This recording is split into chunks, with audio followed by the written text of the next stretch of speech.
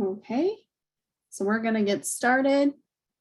So welcome everyone to our workshop today. Just a reminder, this workshop is being recorded. And again, please have your microphones off unless you're speaking. You're welcome to have your video on. We will be answering questions at the end of the presentation. However, if there is a question that really fits in with the content of the presentation at that point, we will answer it at that time or try to answer it at that time. We do want to recognize that we're using the polling feature in Pathable.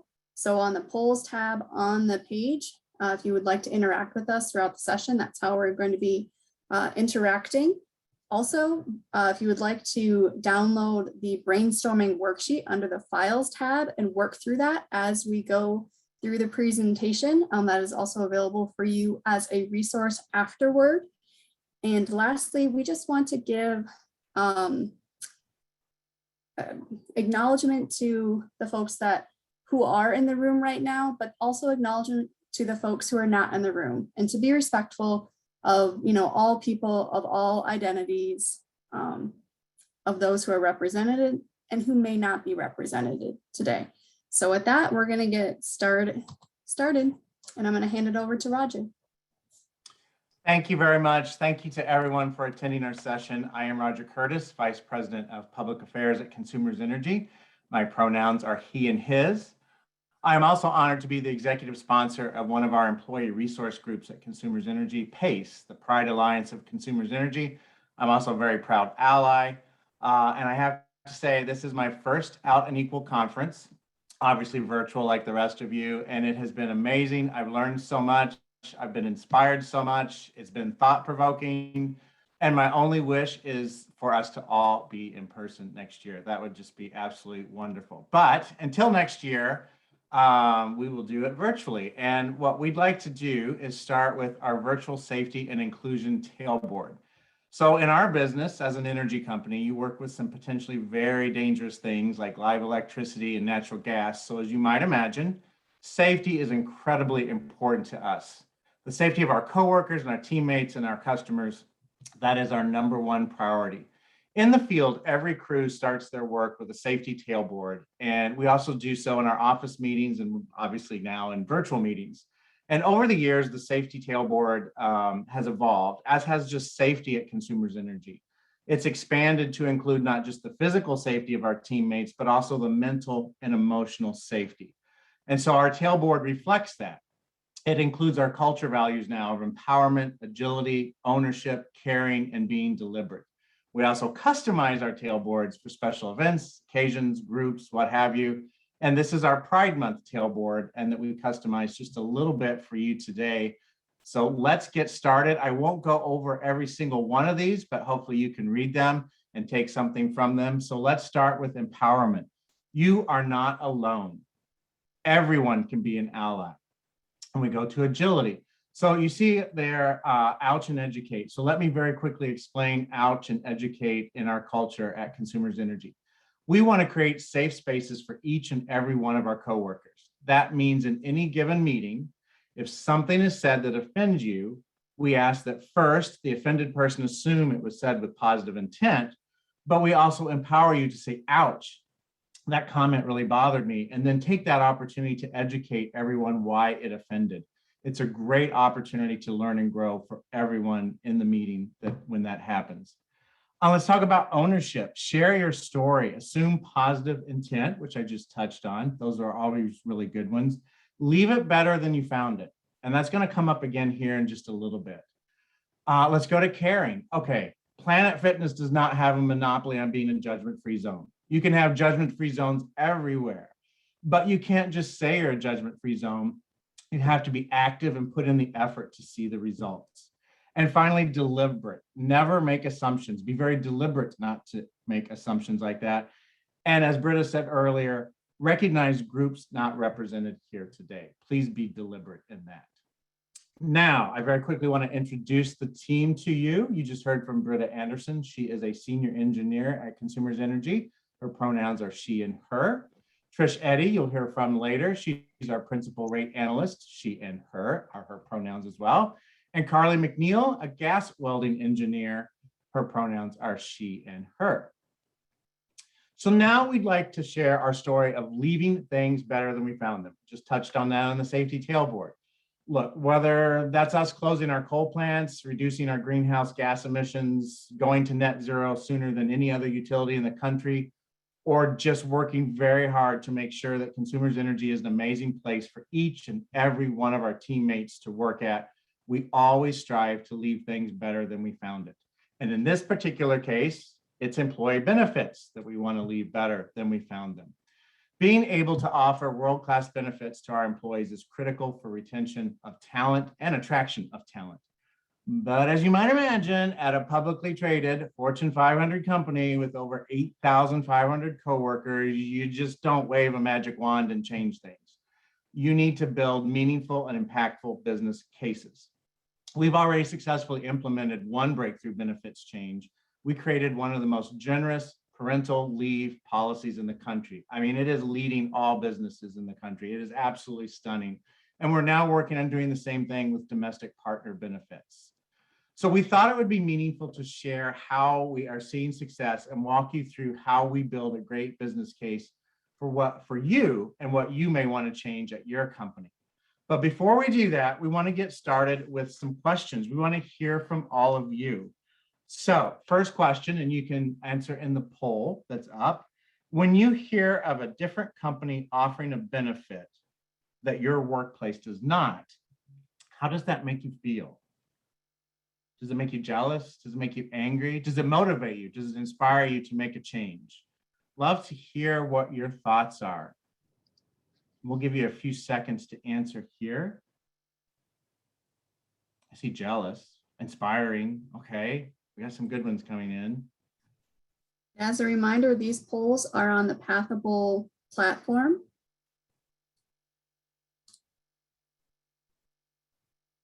Wow, kind of a mixed bag. I feel like I felt all these emotions at the same time.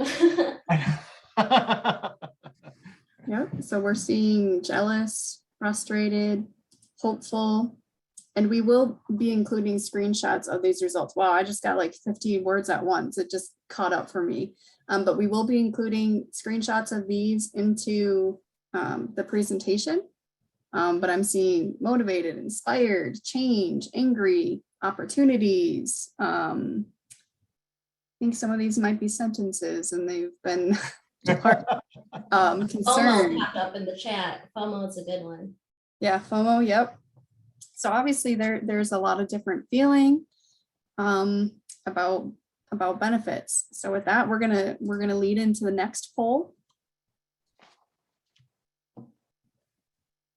Okay, next question. Big or small, have you ever been involved with proposing a change to your business? Whether that work was successful or maybe you failed the first time, didn't quite hit the mark. Have you tried? Have you been involved? Yes, you can keep answering the polls for any of these questions throughout presentation, not just when we're talking about them. Shout out to Michelle who said not yet. I like that answer. Hopefully I do too. Oh, I love that one.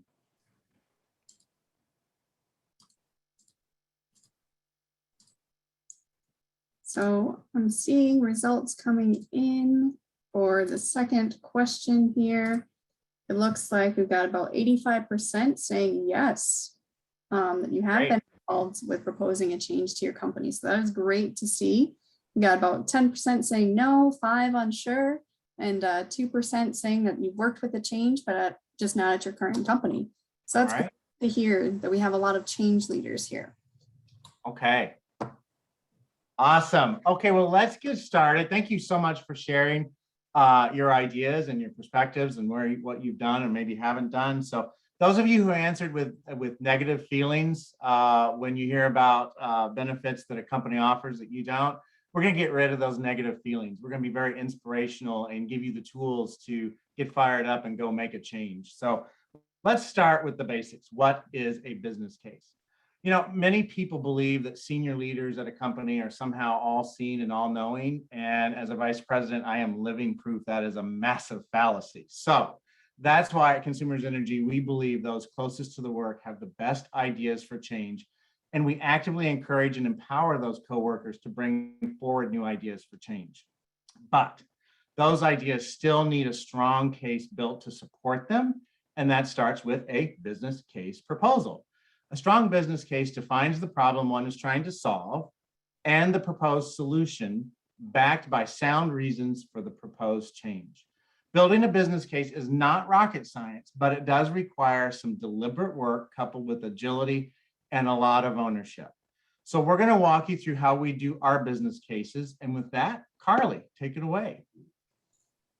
Thanks, Roger. All right, first up, when we go through our slides today, in the top right corner, you'll see an icon that goes through the brainstorming worksheet as a reference point to what we are speaking to. You can find the brainstorming worksheet in the file section of Pathable. And again, my name is Carly. My pronouns are she, her. I primarily worked on the parental leave business case. Now, the first step to building a business case is defining the problem that you want to solve. To determine the ask, again, you first need to identify the problem. You don't want to only say this needs to be better in your business case. You need to say X, Y, and Z are wrong. First up is figuring out what the current state is. You need to fully understand and research the current policy or lack of policy. You don't want to start to create a solution that already exists. Maybe the problem is actually a visibility or communication issue and not exactly a policy issue. Second, figure out the pain points. What exactly is wrong with the current state? And then lastly, who goes through those pain points? Even if you have an idea of what the solution should be, going through these 3 steps will fine-tune the direction you go to solve the problem. An example of the problem statements that we were working with. You want the problem statement to be simple, straightforward, factual. You want to make sure that there's no denying that there is a problem. So the parental leave policy, our problem statement, the current family leave policy does not provide equal or adequate time for all parents. And the existing policy falls behind a variety of Fortune 500 companies at the national, state, and industry levels. Simple, straightforward, factual. The domestic partner benefits, the problem statement, current benefits are only available for married employees. Again, straightforward, factual, no denying it. Now for our third poll, defining your own problem. What problem statements are on your mind for your company? And again, going through this worksheet with us today, this is your scratch pad. This is the first steps to figuring something out. So go ahead and go in the poll section or in the chat if you don't have Pathable up. So what problem statements are on your mind for the company? I'm seeing that we have some folks who have already put in some stuff into the poll. It looks like the poll is kind of breaking it down 1-word statements. So if you have an actual statement versus just a word or a term, if you don't mind dropping those in the chat, we'll try to capture those for people so that people can see what's on each other's minds. But from what we are seeing, I'm seeing benefits is definitely big. Intersectional, healthcare, understanding employees, couples, supportive. Again, it's unfortunately it's just doing it word by word. So if you put in a statement, super sorry, please put that in the chat, and maybe we'll read off a couple of those. And when we're seeing language and systems are constructed around gender as binary, that's definitely a big one that should be in companies that have been long-standing too. Yep. Partners not offered gendered language.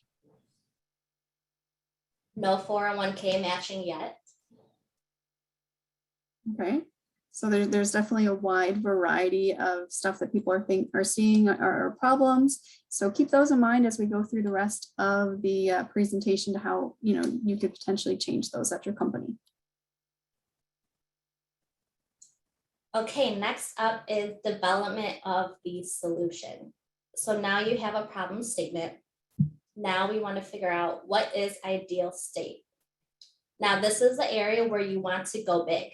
You can always fine tune later on, but this is where your ideal state comes out. What do you want to see? What can the benefits be? Next, you want to pull employees on their thoughts. You want to give the people what they want, not just what you want. Although you may be one voice writing a business case, you want to do something for everyone at your company. What is best in class was a big question that we had. What is out there? What are companies already doing? And our tagline at Consumers Energy, leaving it better than you found it. If we want to build something, we want to build something better. Think about what the non-negotiable items are in your solution. You've got your problem statement. Now that you've got your big idea on what should be, what are the non-negotiable items? And then what's an achievable timeline for change? You've got to think about, when are we proposing this? When will it go into place? How long will it take? And how can we expedite that if it will take too long? One thing that goes into what are your non-negotiables is also, what are the repercussions if those aren't changed? If things stay how they are, what will happen? And if things change, what could happen? How great could we be? All right, next up is building a team. You are one person and you could do great things, but everyone knows if you have great minds working together, the results can be even better. So first up, finding out who needs to be involved. You want to find people that are invested in making the change. This is extra. This isn't your core work that you're paid to do at your company, right? So finding people that are invested, that are ready, willing, and need to do that extra work to building the business case will make it go even farther. Also, you want to have inclusive representation on your team. So team members, information resources, making sure you're all inclusive. Who needs to be at the table and whose voices aren't there? How can you get those voices involved? Second is HR, employee resource group members, finance. There's a lot of impacts that your business case could have. So making sure that you cover all your bases when you're building the team up front will help limit some surprises later on. Second up, you want to find your champion. Now, Britta will talk more about stakeholders specifically later on, but you want to find your champion early on. So who is a leader at the company that will fight for your business case? Who will ask you the tough questions to make your business case better, and making sure that you engage them early on to make sure that you stay on track and in the right direction. Third, you want to work on structure, have a meeting cadence, have progress and task tracking, make sure that movement is consistently being made. And lastly, play the strengths of your team. We're all individuals and we all have our strengths. What can you fuel the team with? And what can others bring to the table? If you're playing your strengths, then that makes the team even stronger. Working on the business case was one of the most rewarding parts of my career because it was a team. Everybody chose to be there. We all were very loud and proud of our strengths, and we all played our strengths. And we needed to call in additional help to fill any gaps sometimes. So call in those audibles. Who do you know? What connections do you have from employee resource groups, from past positions? Who can you call to get additional help?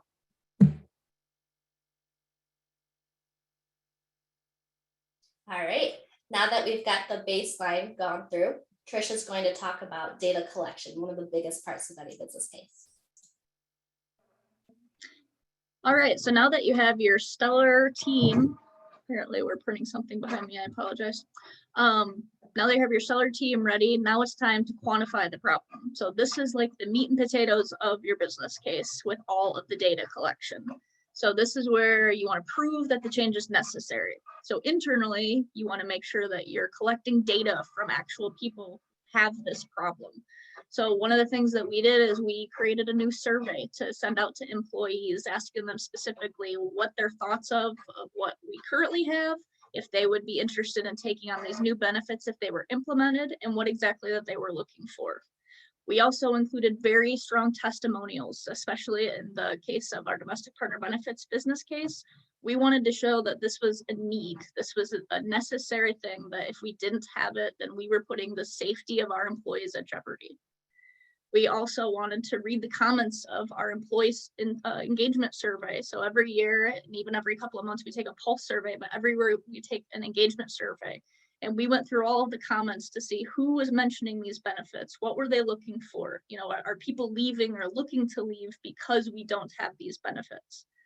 Externally, benchmarking is huge. You want to benchmark against other companies that currently do have these benefits. So for us, Consumers Energy is a utility. So we benchmarked against, you know, all the utilities in the area, utilities across the state, utilities across the United States. We wanted to show that we wanted to be world-class, and in order to be world-class, this is what we had to do. So once you have all of that data gathered, you want to identify your gap. What is the actual and what is your target? After that, we're going to propose the optimal target, and then you can have a less ideal alternative. But you always want to shoot for the moon and then have something else in mind if you don't get that. Go to the next slide, Britta.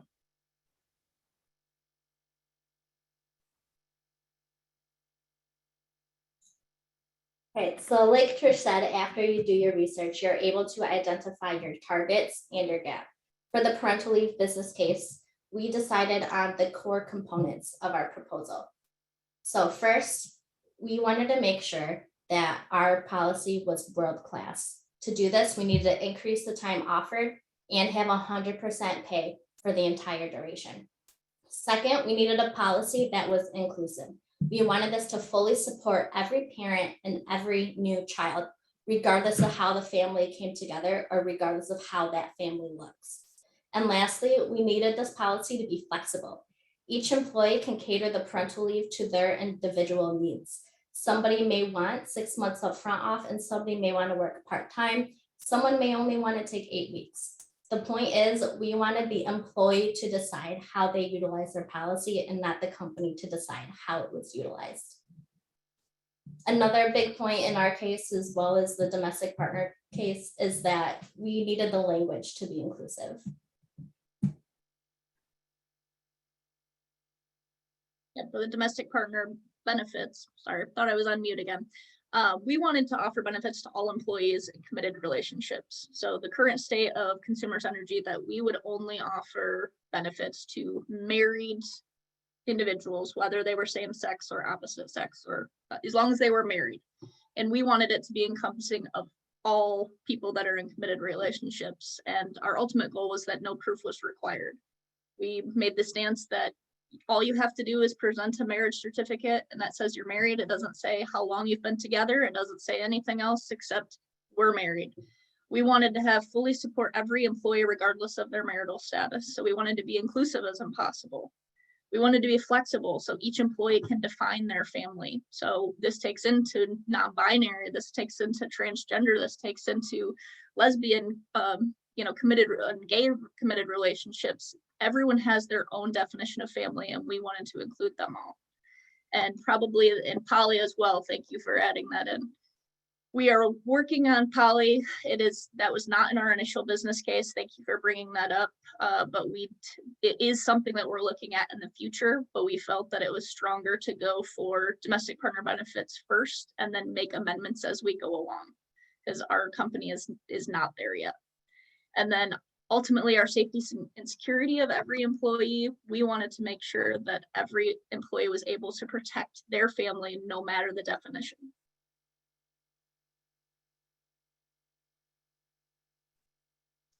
All right, so benefits and cost. So depending on what business case you have, it's going to be different. You have to do the research. We took months to research everything that we needed before we even put the business case together. We wanted to back up all of our statements with cited resources and not just something that came out of our head. We wanted the validity of the sources to matter. So we did look at podcasts. We did look at scientific research studies. We did look at a bunch of things, but it ultimately came down to the validity. So we wanted to go after those scientific research studies. We wanted to go after actual benefits of other companies so we can prove that, yes, look at this, the HRC index. These companies actually do have these benefits, and here's the proof right here. Benefits for the company and the employee and the economy. We wanted to make sure that our company knew that It wasn't just benefits for the employees. It wasn't just benefits for the company, but it also benefited the economy. There's financial benefits, and then there's cost savings. And you might need to get creative when you're coming up with these. So, and with, parental leave, this was not a cost to the company. We were able to, make this work with our current sick leave policy. But with domestic partner benefits, this was going to be a cost to the company. And so we want to make sure that, even with the cost, it's also going to have cost savings. Your retention is going to be higher, which is going to be cost savings. Your recruitment cost may be less if you have these benefits, which is also a cost savings. And then there's the non cost. You have the morale, the recruitment, you have the 100% CEI score, and a lot of people are looking at that more and more. You have gender parity, health, safety, security, and the list goes on and on.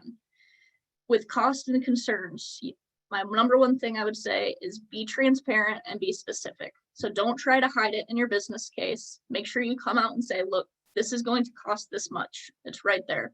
But for that cost, these are the benefits that you are getting, and include how you can mitigate the anticipated concerns and bias.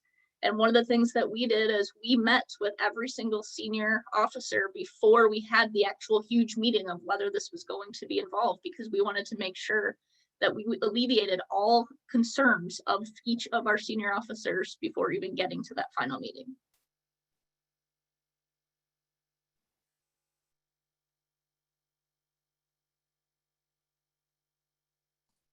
All right, so we're at our fourth poll here. I see again, some people are awesome, have already answered some stuff, but the fourth poll is what data or information would support the benefits in your business case? And I see that we have retention is the biggest one. Yes, that's definitely some good data to kind of to look for. We've got relatability, diversity, hiring, costs, children. I'm going to assume that was probably maybe a part of a statement scope, availability, hiring. I might have already said that. I apologize if I did. And feel free to use the chat box too if you have a longer sentence that you want to type in. Yep, I can't see the chat, but my colleagues can, and they will, if you type something in there about what data or information you think would benefit your business case, they'll read that out. Yeah, as you're typing this, sorry, Carly. I was saying one rabbit hole I was surprised that we got into was 2010 census data and how we could turn some information we received into data to support our business case. Yes, that's a very good point too. And the other thing is make sure that you look at the values and the culture of your organization, because the more that you can tie your business case to that, which, in our area with safety, the greater chance you are of getting that business case approved. Because if you can speak to the heart of what that organization is trying to accomplish, you are absolutely going to have a higher stand. I see a few more words coming in here. Impact, which is data in general, productivity, interest, industry. There's going to be different maybe business cases depending on the industry that you're in, using that data. So again, self-identification, diversity in hiring by level and department, data on competitors' benefits. Do these exist in other locations or countries within the same company? Oh, that's interesting for an international company. Consumers Energy is only in Michigan, so we just had our state to worry about. Yep. How does the benefit align with the values, right? So obviously, it sounds like people are really thinking, kind of popcorning, kind of different ideas. So continue thinking on that, and we're going to go into our next section here. So our next section, and if you're following along in the brainstorming worksheet, this is section 4. I can remember my Roman numerals. So this is the stakeholder section. And so, Roger kind of mentioned this. I believe Carly and Trish also kind of mentions stakeholders in earlier parts of the conversation. But really think about what level of management is the lowest level that should or will have a say or approval power over the proposed change, right? You want to start with that lowest level to get buy-in. So in the case of parental leave, we knew that was a huge benefits change across the company. So that's not just going to be your mid-level manager. That's needing to go all the way up to the CEO and the senior management. However, perhaps the change that you're thinking of is more of a lower level. Maybe it's more of a departmental change, or maybe just a change that affects an individual organization. And in the next, you really want to get the owners of the change on board. So with our first meetings with our people and culture department, which is what we call our human resources at Consumer Energy, when we had those first meetings about proposing the parental leave, we received a lot of pushback from the middle managers as they didn't really understand what the problem was. We had the senior management on board, but we didn't have those middle managers. So, we had a lot of conversations with them, and eventually they did understand. But that was a really important learning point for us to make sure that we're including all of the stakeholders in these conversations and explaining and having conversations why this is important, and getting them on board. Because if you don't have the owners of the change on board, you're going to have a really hard time getting your business case approved. And lastly, you want to find an executive sponsor who has a vested interest in the change. So for parental leave, the executive sponsor we had, she had young kids, and she understood the challenges that our old maternity and paternity leave policies presented for families. So she really, really wanted to help get this change in the company, because she understood firsthand how difficult it was to work and have with our old parental leave policies. So stakeholder meetings, right? Everyone's time is valuable. It doesn't matter if you're, just an entry-level employee all the way up to the CEO. Your time matters. So that's why being prepared shows that you have initiative and you have a desire to get your change implemented.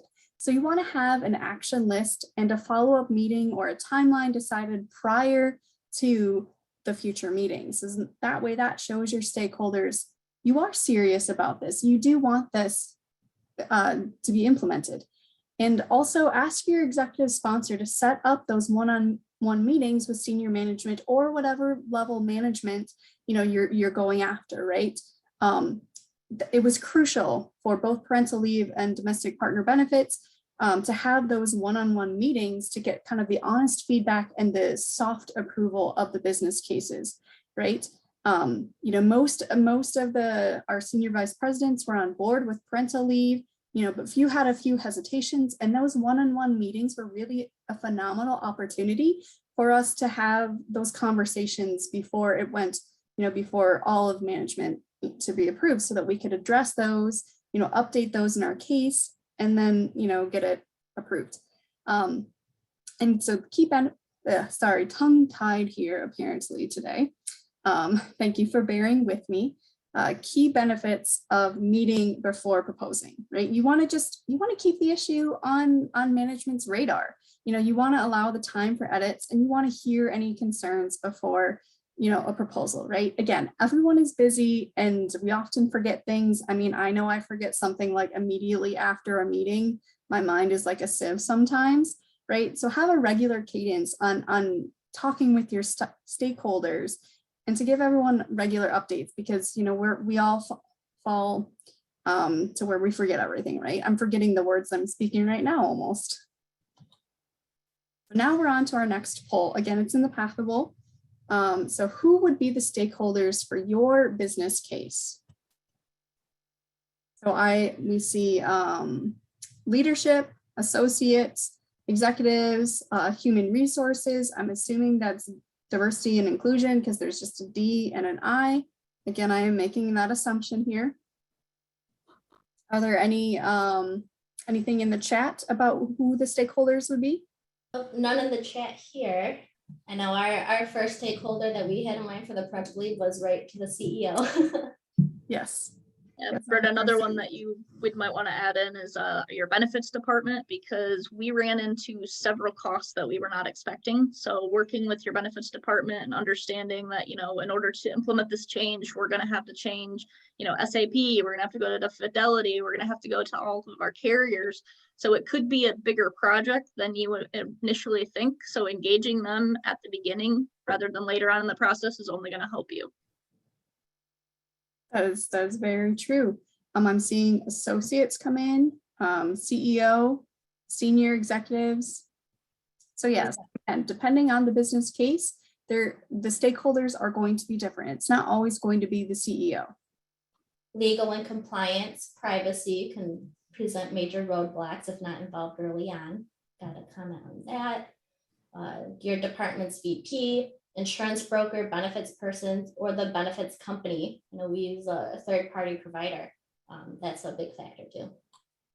Yeah, so those are all great people and groups who are stakeholders. So we're going to move on here. So you got it approved. You know, what do you do now? First off, give yourselves a pat on the back, celebrate responsibly. I will put that disclaimer out there, okay? Don't want anyone getting in trouble.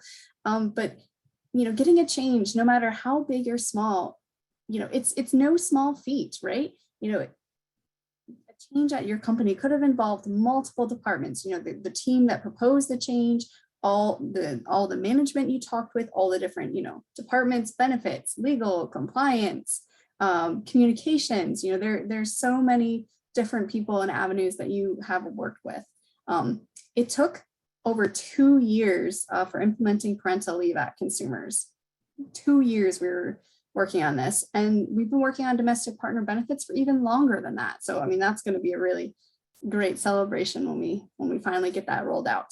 And you also want to maintain meetings with the owners of the change, right? So if it's a benefits change, you want to make sure that you're having meetings with them to say, hey, okay, what's the progress on getting this benefit changed? You know, maybe it's something that's changed in your company's handbook, right? Who is in charge of that? Is that change being written? Is it being implemented? Is that policy handbook being uploaded and sent out to all new employees? And, you know, without, you know, lights, camera, action, right? Like, what's the rollout schedule? This might be more for a bigger change, you know, for parental leave. We had kind of a soft email, hey, you know, this is happening. This is going to be happening in a few months. Here's kind of the plan for it happening. And then, you know, we had more communication come out when it actually was applicable for our employees. You know, we had communication strategies. So we had our executive sponsor do a few kind of talk shows around Jackson, Michigan, which is where Consumers is headquartered. And then you also just want to create a way to monitor feedback on the change. So obviously our parental leave is this huge change. I mean, going from 6 to 8 weeks to 6 months is a big change, right? So we have a survey for anyone who utilizes the new parental leave, no matter if you use, you know, 8 weeks, if you use 6 months. We want to know how that process worked, and then we want to just use that to continually move forward and do better. And a quick additional way to monitor feedback is I know myself, I've been reaching out to people that I know are going to utilize the policy.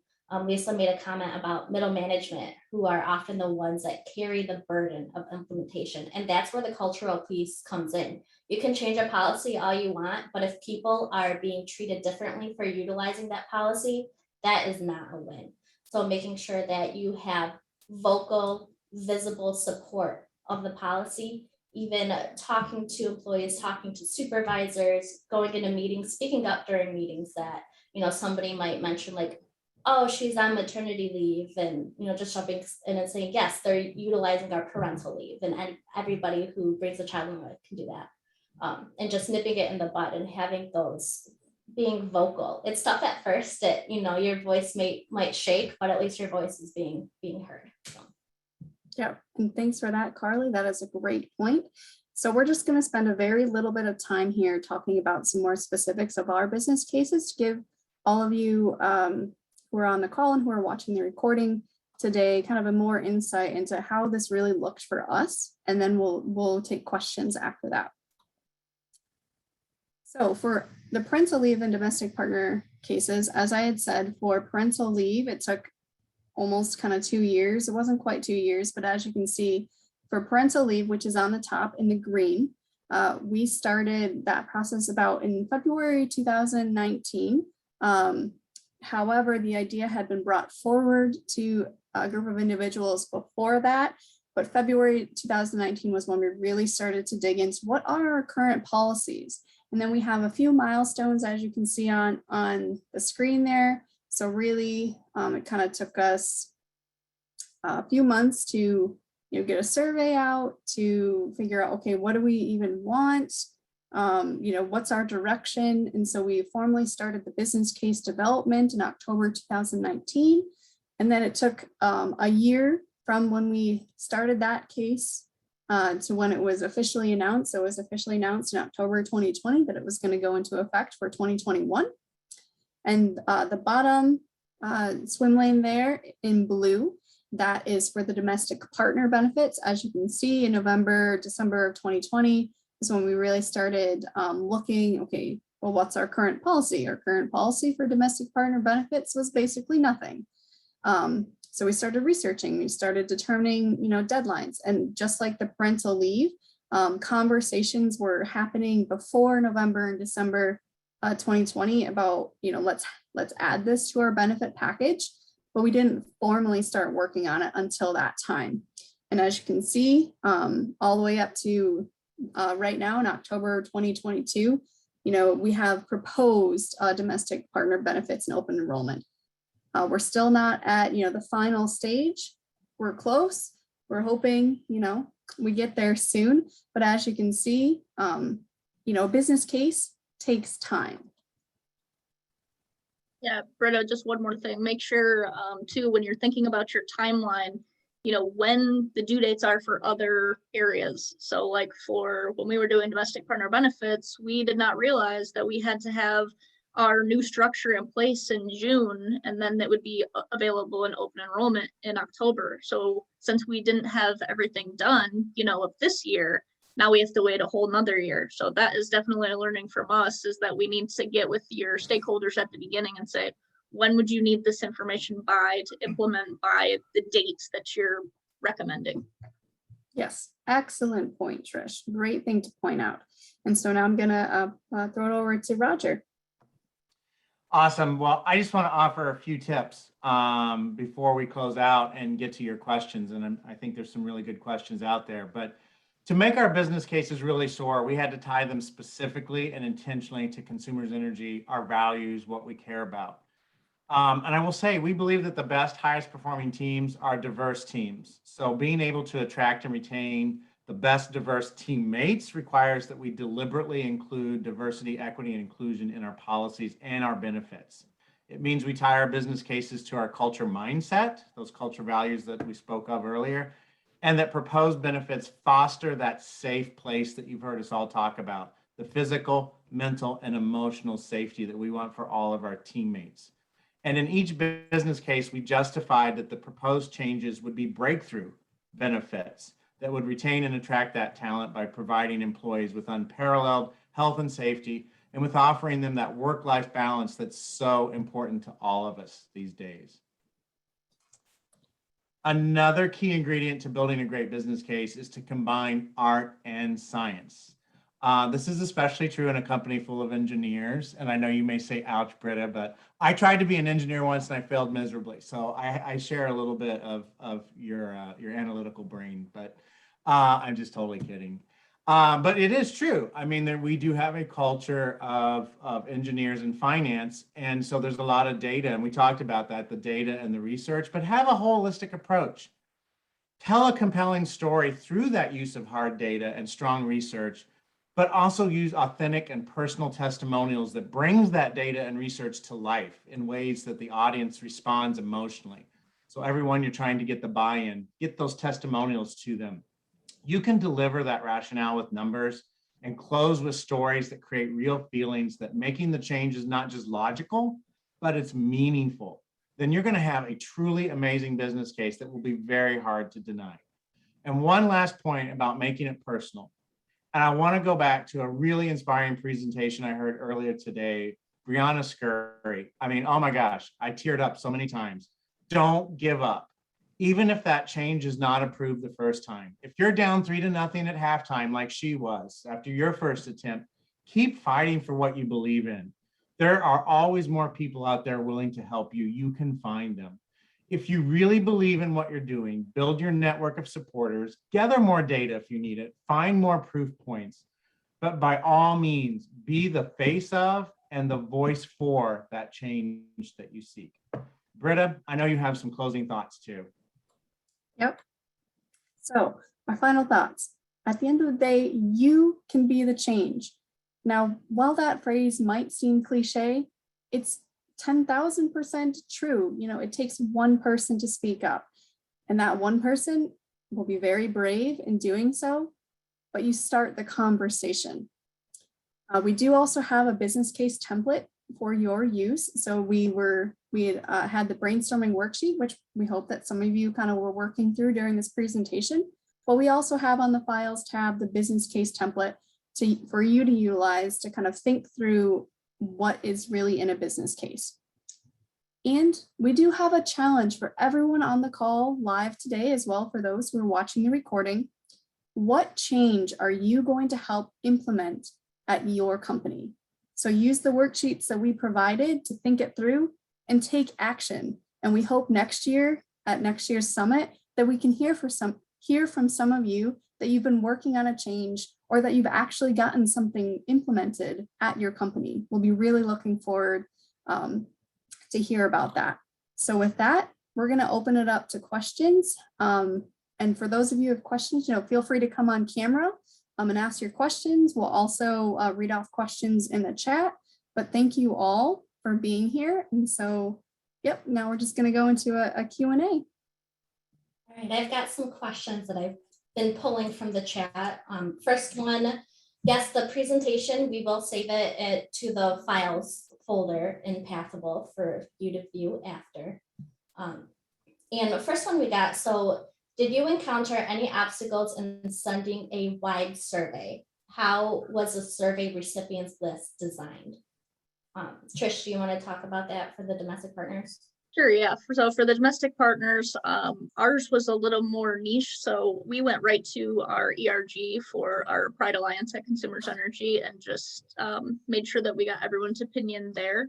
And then if we knew anyone outside the ERG that would explicitly use these ERG or these benefits, so we went to like our Genergy ERG, which is our generational.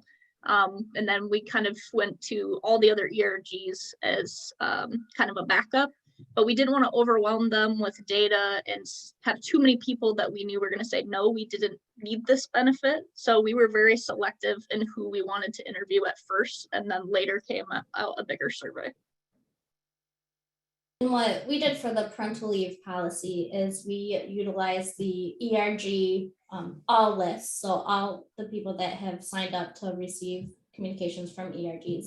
And we also personally asked our friends, co-workers to share with their own networks, with their own departments. They're like, hey, if you know somebody that did take leave because of a child at the company, please have them take the survey.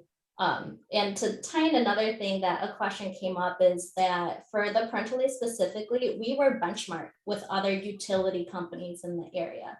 The thing is, we weren't benchmarked for other talent recruiters in the state of Michigan. We've got Google here, we've got the big three automotive companies. So although we were benchmarked, we had the grounds and we had the data and knowledge to show that we needed improvement and we could improve. Yeah, Carly, I saw a question like that too that talked about, who do you benchmark against or how do you start with that data? And we went right to the HRC index. It gives very specific information on companies, and we went right to the people who had 100%. And then we looked at, what industry they're in, what state they're in, and that's kind of how we started pulling out what companies were going to be most valid for our business case. And one thing that we had to do, it was surprising that we couldn't find a written document that just point blank stated what type of policies that companies had. It seemed to be very internal. So I know I use my network. There's a Facebook group called Engineering Working Moms that I'm a part of. So I just posted there. I'm like, hey, we are trying to benchmark and see what other companies have at their parental leave policies. Can you send it to me? Send out my email. Some people like sent it from a fake Gmail and redacted their company's names from the policies. And it's still like a little weird to me. Like, why is this stuff secret? Like having it out and known will only benefit everyone, right? By forcing companies to have better benefits. But it was, it took a little bit of groundwork and elbow grease to get some policies. All right, let's see here. So another question that we had, more specific to the domestic partner benefit. So does not requiring proof of relationship lead to increased costs? Trish, I don't know if that came up. No, we didn't find that. So in talking with our benefits department, anyone that is covered by our insurance actually has to go through an audit process anyway. So you have to provide some type of like financial proof that you share, you know, whether it's a house or a bank account or something like that. So as long as you are able to pass that audit process, it's the same across the board for everyone.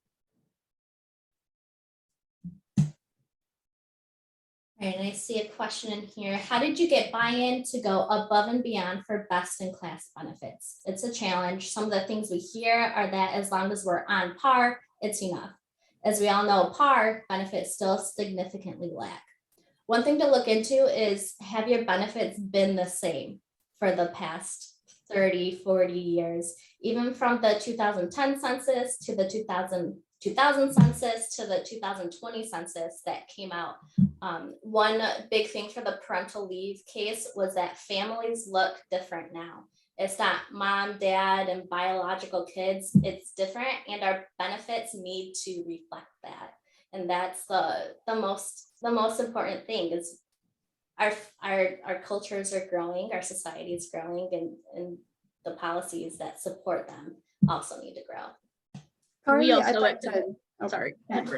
add in there. So I think one thing that really worked for us at Consumers is that we have this idea that we want to be world class, right? We're just a utility in the state of Michigan. We don't have a footprint anywhere else, but we really have this desire to be world class benefits. And when you look at benefits across the board, you know, you think of the big companies like the Googles, the Amazons, the Netflix. You've heard about their phenomenal parental leave policies. We wanted to be on par with them. You know, we looked at different utilities across the board and found that a lot of utilities were doing the standard 6 to 8 weeks. We said, you know what, that's not good enough. That is not world class when you look at other countries and their parental leave policies.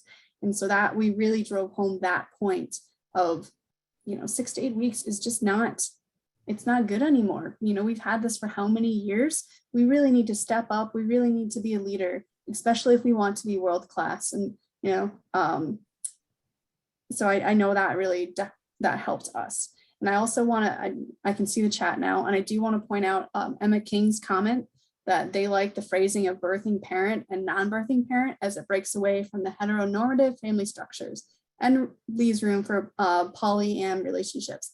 Yes, that was a huge driver in our case. I was very, very adamant that we need to remove maternity and paternity from the benefit and just culture structure at Consumers, because as we all know, you know, not everyone who can birth a child identifies as female or identifies, you know, in whatever way. So it was very important for us in order to make sure that it was inclusive, because this policy applies to people who are adopting. This applies to people who are fostering, who, you know, maybe they're grandparents and they now have, you know, these new kids in their lives for whatever reason, right? This isn't just a male, female, heterosexual relationship.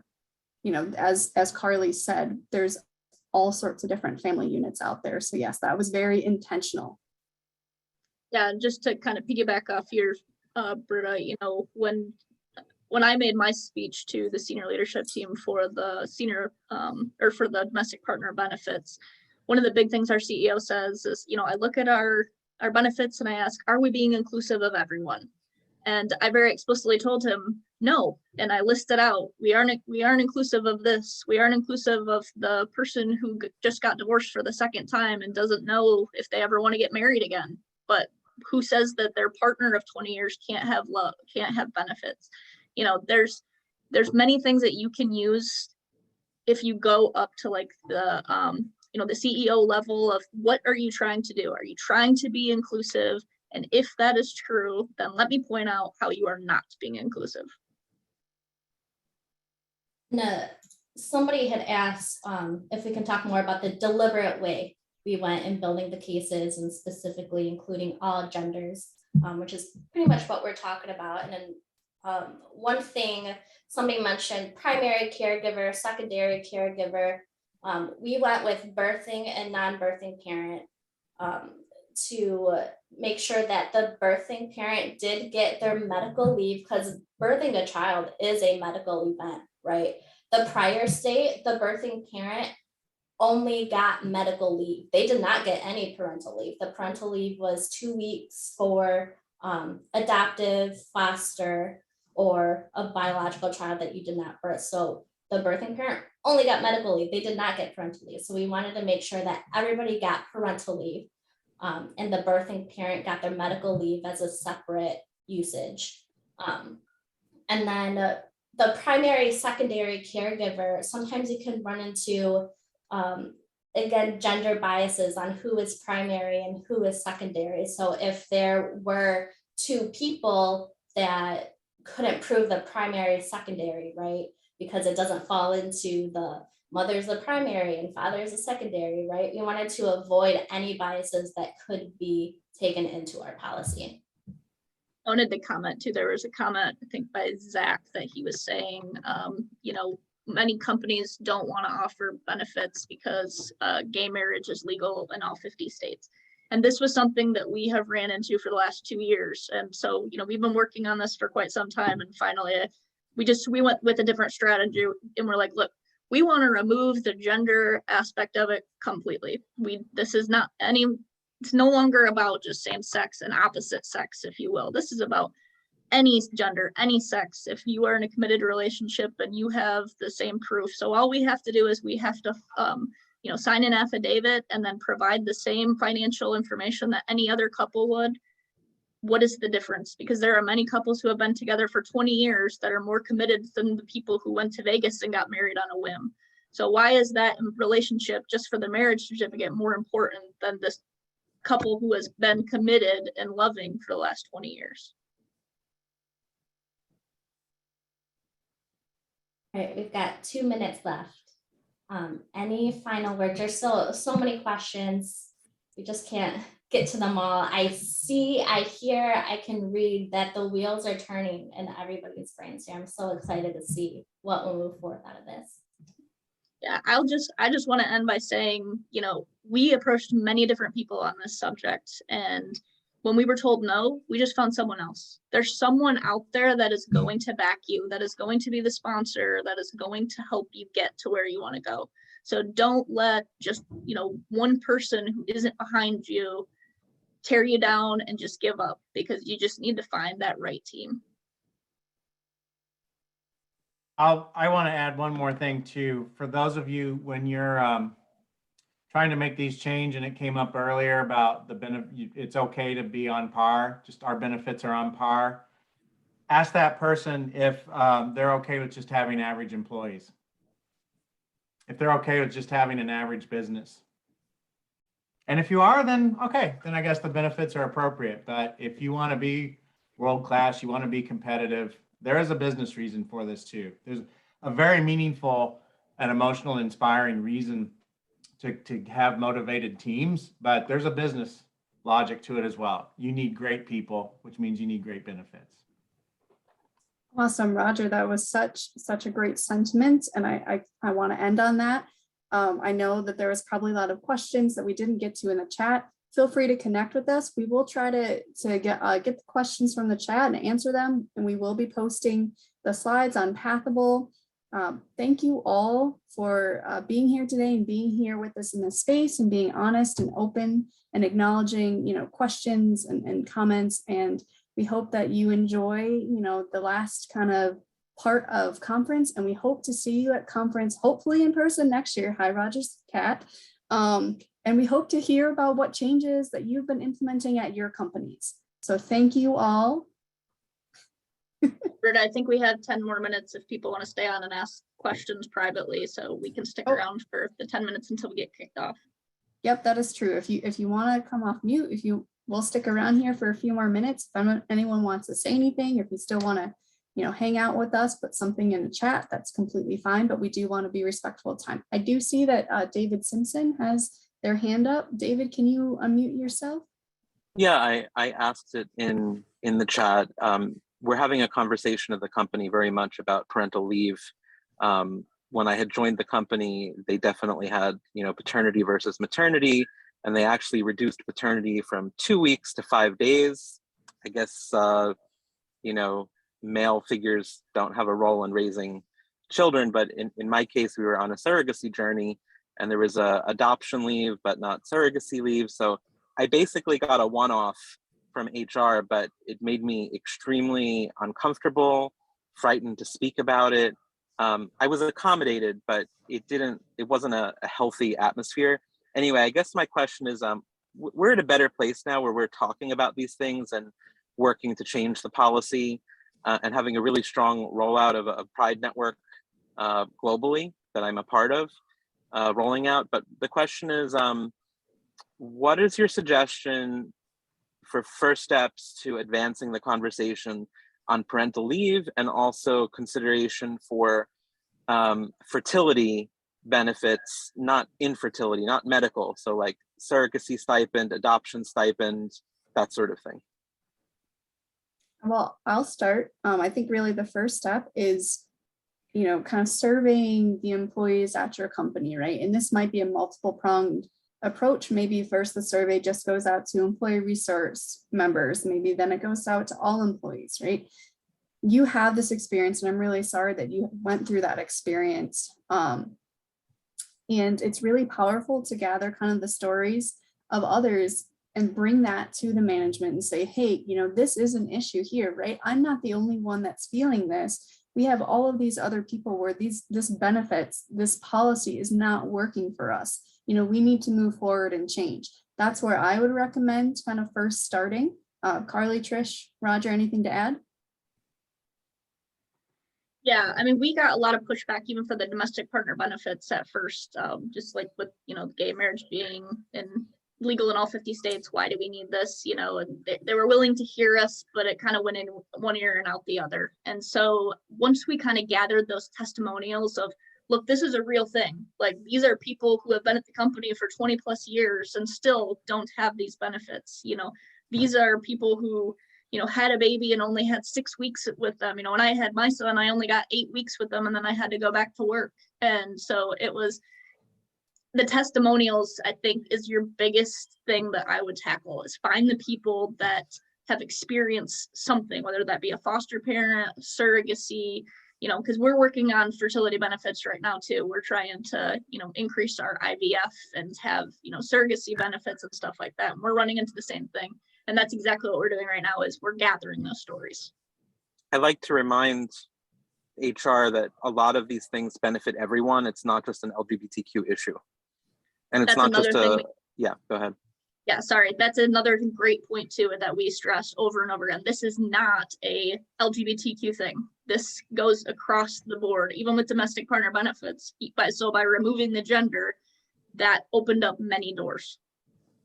And one thing too is that maybe the ears haven't heard you that need to hear you yet. So when I returned to work in January 2019, and my postpartum rage, I was telling everyone and anyone about how 12 weeks wasn't enough. I have 0 vacation time for the rest of the year. I was just going on and on about how something needs to change. Then finally, somebody told me about someone on the women's advisory panel that was working on it. So I talked to them, who sent me to another person, who sent me to another person. And finally, something clicked. And it was after months and months and months of me just being angry. So by finally funneling it through, having something structured, I write emails that are easily forwardable, that have all the information laid out, very factual. that basically scream like, please forward this to somebody else so I don't have to listen to her bother me about it anymore. So it's rough and it hurts to get those negatives, but it will pay off if you keep going. Thanks for the encouragement. Yeah, I'll just say, I feel free think to reach Carly out. made a, sorry, Trish. No, Go I was ahead. just gonna say, feel free to reach out to any of us, David, if you have specific questions, if something comes up, because honestly, we probably went through the same thing and, we just tend to go around the roadblocks. Thank you. I was just going to quickly add that they all make great points, David. I don't think you need to start with a formal survey. I think you ultimately will get there for your data points, but building that grassroots connection of advocates and people who see things the way you do can really help build a lot of momentum as you move forward. So don't feel like you have to start day one with HR with a formal survey. You can just be like Carly and be really angry and voice your opinion and get people to buy in. I think we're past day one and there is buy-in, but I'm trying to figure out Good. how to get more traction, how to make Okay. it move. Okay. Get your executive sponsor involved too. I mean, Yeah. Roger is Pace's executive sponsor, and we went right to him like, Roger, look, this is what we've been working on for the last 2 years. We need you to get other people on board with us. This is why we need it, and then after we talked to him and kind of went through the whole business, he jumped right in, and that's kind of one of the jobs of an executive sponsor is to make things like that happen. So utilize them, utilize the other ERGs and their executive sponsors, because then you already have a panel of higher ups. Great It's points. not a Thank job, Trish. It's a passion. Yes. I know we still have a few minutes before we're going to get kicked out of the Zoom room. Does anyone else have any other burning questions, last comments for us? I wanted to just, I don't know, mention General Dynamics. When I first arrived at the company, they only had 2 weeks of parental leave. And some of the data scientists, the innovators of the company were upset with this. They went forward and they said, this isn't enough. And it changed after like years of trying. The data scientists went forward and said, we're going to leave if you guys don't start changing some of these policies. And they changed them instantly. So if you have any innovators in your company that they don't want to leave, you can make them stakeholders. That's another great point, Sue. Thanks for sharing that. Sure. Okay, anyone else? Any last comments, questions? Again, feel free to connect with us if you have questions you'd like to talk with us offline. Oh, David, did you have something else? I saw your hand raised there. Yeah, if no one else has one, I have raised this at some other breakout sessions, but I was recognized for doing a stellar job at my last review, but I was told that it was differentiated against anyone else because of my ERG work. And my ERG work is just a passion project on the side, and I'm really proud of my core job. And while I know it was meant as a compliment, I keep bringing this up at breakout sessions that it was really frustrating because I wasn't really seeking direct recognition for it. And I was specifically told that I should do that stuff again to keep being differentiated. And I was just a little disappointed that, I have to do this stuff in order to get recognized. I just wanted your thoughts if you had anything on that. Our performance evaluations are separated by, like, we have career and then, or career development and then your like job goals. So they're different, but the same system. I don't know, it sounds like your supervisor kind of needs some coaching in my opinion, but I know that doesn't really help you. Yeah, Well, David, honestly, I've struggled with the same exact thing. And a lot of like my ERG things that I've done for the ERG are not really taken into account when I have my review for my career. So it's something that we're actually working on right now at the company to kind of intermingle those a little bit, because they should be looked at as leadership. They should be looked at as, DEI experience. They should be looked at all these things. And I think, I don't think everyone understands the work and the passion and the mental exhaustion it takes to be a part of these. So I would definitely bring that up to DE&I or HR. Go further than your supervisor. Okay, thank you so much. Yes, and as Allison said in the chat, David, keep speaking up, right? Keep being that voice. yes, that can be tiring, but sometimes that's what you need to do. And feel free to reach out to any of us. I do want to be cognizant of everyone's time. It's been 10 minutes over. So again, thank you all for being here. Thank you for those of us who are watching the recorded session, and we look forward to hearing about your changes next year. Thank you so much. Thanks so much. Thank you. Have a good weekend.